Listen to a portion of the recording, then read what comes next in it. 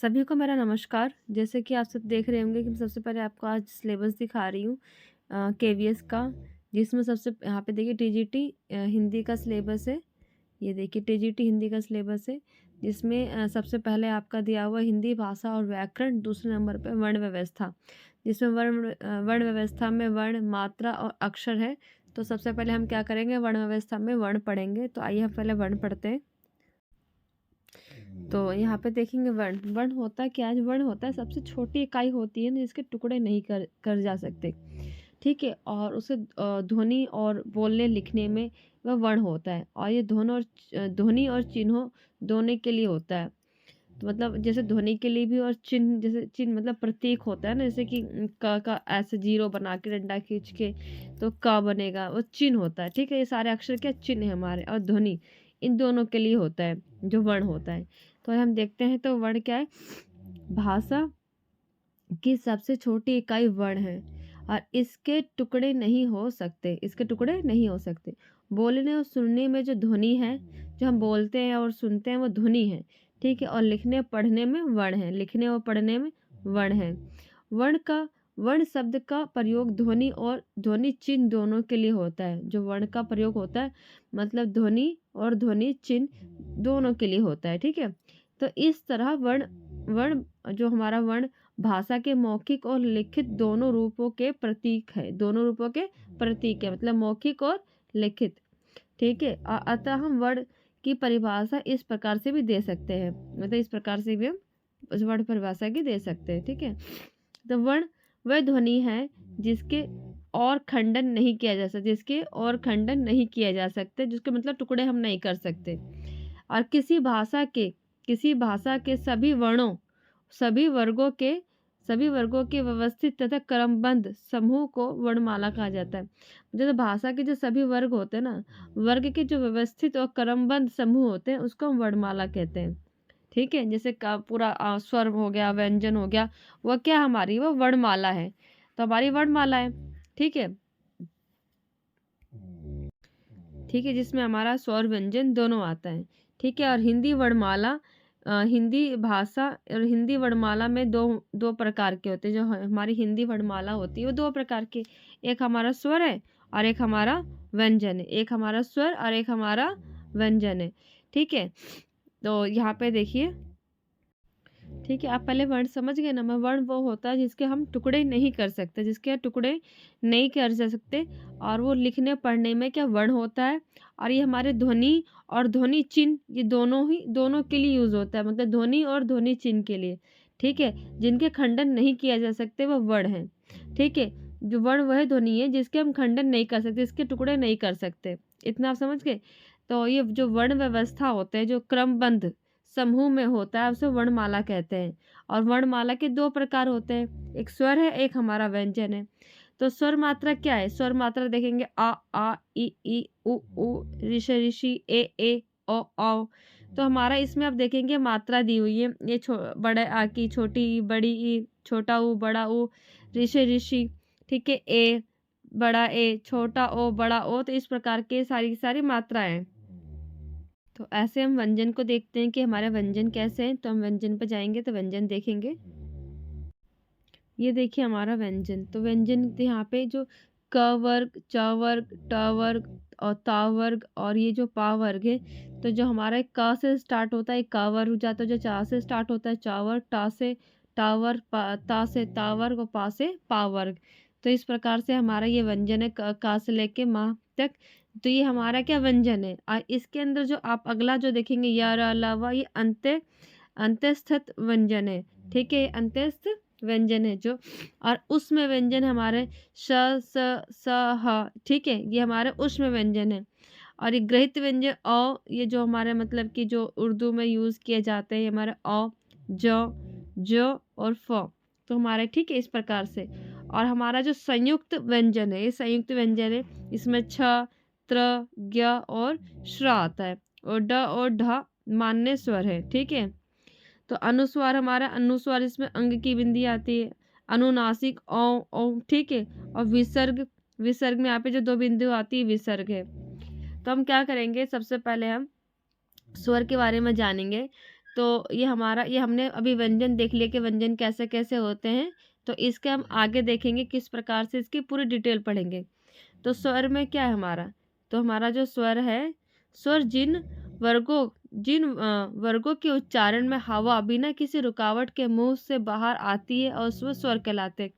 मतलब स्वर क्या होता है? मतलब स्वर किसी और की सहायता मतलब किसी और की सहायता के बिना जो बोले जाते हैं, ठीक है? बिना किसी और के सहायता से और इसमें किसी की रुकावट नहीं होती है, तो वो क्या होता है हमारा स्वर कहलाता है, स्वर कहा जाता है उसे, ठीक है? जैसे हमारा इ, ये क्या है हमारे ये स्वर है।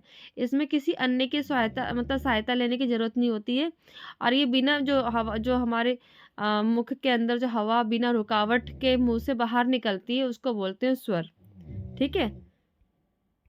तो आगे देखिए जैसे कि यहाँ पे स्वर की मात्राएँ बताई गई हैं। तो स्वर क्या है आ जो हमारा होता है इसकी कोई मात्रा नहीं होती। बाकी सबकी जैसे कि बड़े आ की मात्रा होती है आपने देखा था। यहाँ पे छोटी की मात्रा होती है।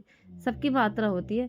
मगर जो छोटा अ से अनार होता है उसकी मात्रा नहीं होती है। ठीक है? ये हमारा क्या होता है?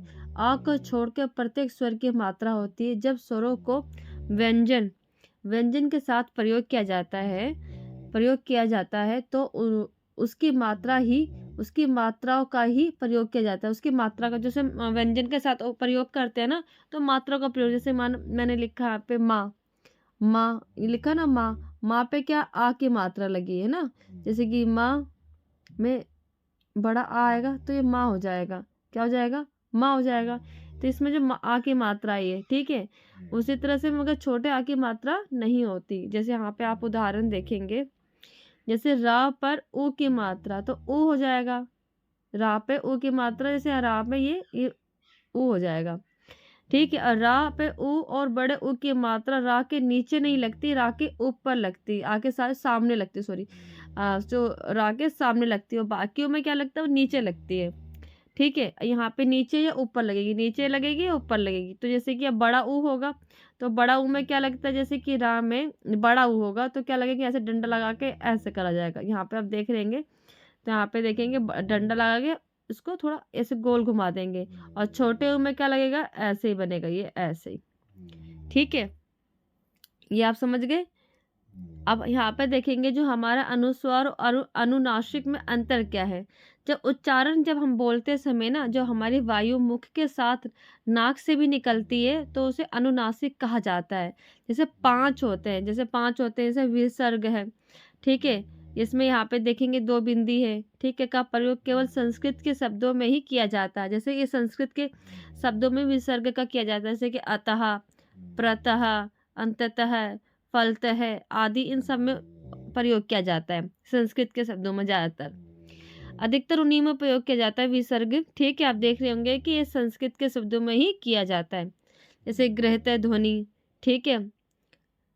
अब यहाँ देखो जो है ये केवल अंग्रेजी शब्दों में किया जाता है ठीक? जैसे कि ऑफिस, जैसे कि कॉलेज ना, यहाँ पे का प्रयोग किया जाता है, ठीक है?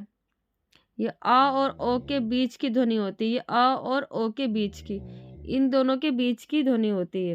किसकी? आ और ओ के बीच की ध्वनि होती है। जैसे कि देखेंगे आपने नीचे लिखा हुआ है यहाँ पर बॉल, ठीक है?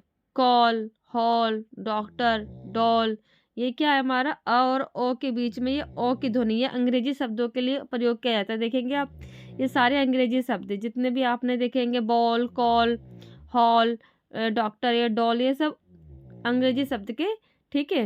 ये अंग्रेजी शब्द है सारे। अब यहाँ पे देखेंगे जो शब्द के नीचे यहाँ पे जैसे कि आप बिंदी लगी हुई है, जैसे कि आप देख रहे हैं जा के नीचे ऐसे बिंदी लगी है, ये नुक्ता होता है। ये हमारे जैसे कि उर्दू या फारसी शब्दों के लिए प्रयोग किया जाता है। जो उर्दू और फारसी में जो लिखा जाता है ना, उसके लिए प्रयोग किया जाता है यहाँ पे, जिनका केवल प्रयोग अरबी और फारसी के शब्दों में किया जाता है। जैसे कागज, ठीक है? सजा, जरा, ठीक है? यहाँ पे जरा में, ठीक है? सजा में, ठीक है? इस तरह से कागज या शरीफ, कफन, नफरत आदि, ठीक है? ये नुक्ता केवल अरबी और फारसी के प्रयोग में किया जाता है। तो आगे हम देखते हैं। आप देखेंगे स्वर के भेद। स्वर के कितने भेद हैं हमारे? 3 भेद है। जो पहला भेद है हार्श स्वर, ठीक है। दूसरा हैगा हमारा दीर्घ स्वर, तीसरा है हमारा प्लुप्त स्वर।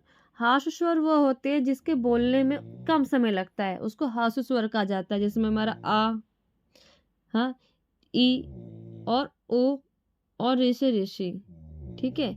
आप देखेंगे अ, ई, ओ, ऋषि ऋषि, जिसमें बोलने में कम समय लगता है, उन्हें में हास्य स्वर कहा जाता है। ठीक है, पेपर में भी पूछ लिया जाता है कि हास्य स्वर कौन कौन से हैं।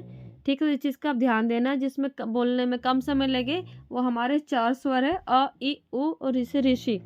तो अगला देखेंगे दूसरा दीर्घ स्वर। दीर्घ स्वर जिन स्वरों के उच्चारण में हास्य स्वर से लगभग दुगना समय लगे, कितना लगे, दुगना लगे, तो क्या हो जाएगा, दीर्घ स्वर हो जाएगा। क्या हो जाएगा, दीर्घ स्वर।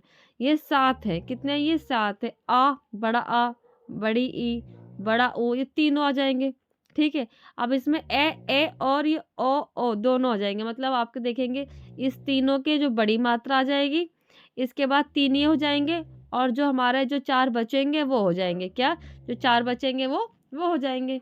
तो जितने मतलब हमारे जितने स्वर में खाली अंग वो आपका और वो छोड़ के लास्ट के बाकी आपके ये 7 ये वाले हो जाएंगे। ठीक है, जिसमें क्या जो हास्य स्वर से जो दुगना समय लगे वो दीर्घ स्वर हो जाएगा, जो दुगना समय लगे वो दीर्घ स्वर हो जाएगा। ठीक है, इसकी जो बड़ी मात्रा हो जाएगी आ का बड़ा, बड़ा आ, छोटी ई और और बड़ा उ। ठीक है, उसी तरह ए और औ, तो हमारा ये दीर्घ स्वर में 7 हो जाएंगे। प्लुप्त स्वर वो होते हैं जिनके उच्चारण में क्या अधिक समय लगे, जिसमें अधिक समय लगता है, वो क्या होता है, प्लुप्त स्वर होते हैं। ठीक है, क्या होते हैं, वो प्लुप्त स्वर होते हैं, जिसमें बोलने में क्या ज़्यादा समय लगे, अधिक समय लगे। ठीक है, वो प्लुप्त स्वर होते हैं, जैसे कि ओम, हम बोलते हैं ना ओम, तो ये क्या है हमारा, ये दीर्घ स्वर में आता है, मतलब किसी को बुलाने के लिए प्रयोग करते हैं ना, हम कहते हैं कि जैसे दूर इंसान खड़ा उसको बुलाने के लिए प्रयोग करते हैं, एक लंबा स्वर निकलता है, उसको प्लुप्त स्वर कहा जाता है। तो ये बहुत इंपॉर्टेंट है, हमारे स्वर के कितने प्रकार हैं, कितने भेद हैं, 3 भेद है, हास्य स्वर, दीर्घ स्वर और प्लुप्त स्वर। तो हास्य स्वर जिसमें बोलने में कम समय लगे, दीर्घ स्वर जो हास्य स्वर से हमारा दुगना समय लगे, प्लुप्त स्वर जो सबसे अधिक समय लगे बोलने में, जिसको हम प्रायतः हमें बुलाने के लिए, लंबी दूरी से बुलाने के लिए किया जाता है, जिसमें हमारा हम उदाहरण देखेंगे ओम, इस प्रकार से। ठीक है, तो आप सबका समझ में आ गया होगा। तो हम जो आगे हम यहाँ तक ये वीडियो करती हूँ, जो आगे हम करेंगे इसका नेक्स्ट पढ़ेंगे। ठीक है, तो हम पहले कंप्लीट कर लेते हैं, स्वर स्वराज कर लेते हैं, इसके बाद व्यंजन के जितने प्रकार हैं व्यंजन के अगली वीडियो में करेंगे।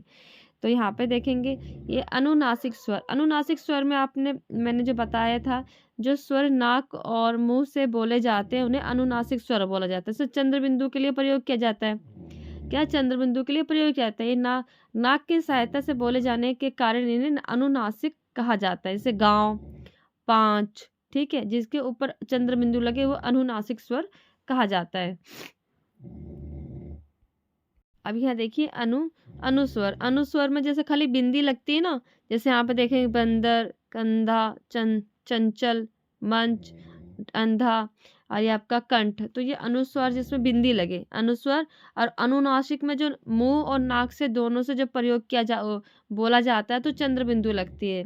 ठीक है, और अनुस्वार में क्या है, जिन स्वरों का उच्चारण करते समय हवा नाक से निकलती है, हवा नाक से निकलती है, और देखोगे आप जब हम बोलते हैं तो वाइब्रेशन होता है नाक के अंदर से, कंठ, ठीक है, चंचल, देखो नाक से आपका नाक से हवा निकलती है, चंचल, मंच, अंधा, बंदर, जो कंधा, तो देखो नाक से वाइब्रेट होते सीधे नाक से हवा निकलती है। ठीक है, उच्चारण में कुछ जोर लगता है, जैसे वाइब्रेशन नाक से होता, तो उच्चारण में क्या जोर लगता है, तथा हवा निकलते समय व्यंजन के ऊपर क्या लगाया जाता है, व्यंजन के ऊपर ये लगाया जाता है बिंदी। ठीक है, और उसे अनुस्वार कहा जाता है, उन्हें क्या कहा जाता है, अनुस्वार। आप समझ गए होंगे अनुनासिक और अनुस्वार क्या होते हैं। अनुनासिक क्या होता है, जो नाक और मुंह से दोनों निकले, इसलिए अनुनासिक बोला जाता है इसमें, क्योंकि नाक से निकलती है हवा। और अनुस्वार सीधा ये नाक से ही निकलती है। ठीक है, और ये नाक में क्या अधिक उच्चारण होता है, उच्च उच्चारण होता है, जैसे आप देखेंगे वाइब्रेशन भी होता है, कंपन होती है नाक के अंदर। और ठीक है, तो इसलिए क्या इसे क्या बोला जाता है, अनुस्वार बोला जाता है। जिस स्वर का उच्चारण करते समय हवा नाक से निकलती है, सिवा नाक से निकलती है, और उच्चारण का कुछ जोर से किया जाता है, उच्चारण जोर से किया जाता है, जैसे वाइब्रेशन भी हल्का सा होता है, तथा लिखते समय व्यंजन के ऊपर बिंदी लगाई जाती है, और इसे अनुस्वार कहते हैं। जैसे अपने मैंने बता दी है सारी चीजें। ठीक है, अभी देखेंगे अयोगवाह। अयोगवाह क्या होता है, जिसमें हमारा जो अयोगवाह में यहाँ पे ऐसे बिंदी लगाई जाती है, क्या ऐसी बिंदी लगाई जाती है। जैसे कि आप देख रहे होंगे यहाँ पर अयोगवाह। अयोगवाह क्या होता है, जैसे कि यहाँ पे जैसे अनुस्वार, अनुस्वार बिंदी वाला, और ये विसर्ग, ठीक है, दोनों ध्वनियाँ स्वर, ना ही स्वर की है ना ही व्यंजन की है। मतलब जो दोनों ध्वनियाँ है ना, कि आपका अनुस्वार और विसर्ग, ना ये तो आपके स्वर की है ना व्यंजन की, इन दोनों के साथ योग नहीं, इन दोनों के साथ योग नहीं है। अतः ये क्या है, अयोगवाह है। अतः ये क्या है, अयोगवाह। अतः ये क्या है, सिर्फ दो हैं, क्या है, दो ही हैं। ये अयोगवाह क्या हमारा, ये न जैसे अनुस्वार, और ये क्या आता है, ना स्वर में आता है ना व्यंजन में आता है। ठीक है, इन दोनों के जो साथ योग नहीं होता, इन दोनों के साथ में तो स्वर व्यंजन के दोनों के साथ योग नहीं होता, इसलिए अयोगवाह कहा जाता है। ये दो हैं, जिसमें आप देख रहेंगे अंग और आहा, अंग और आहा।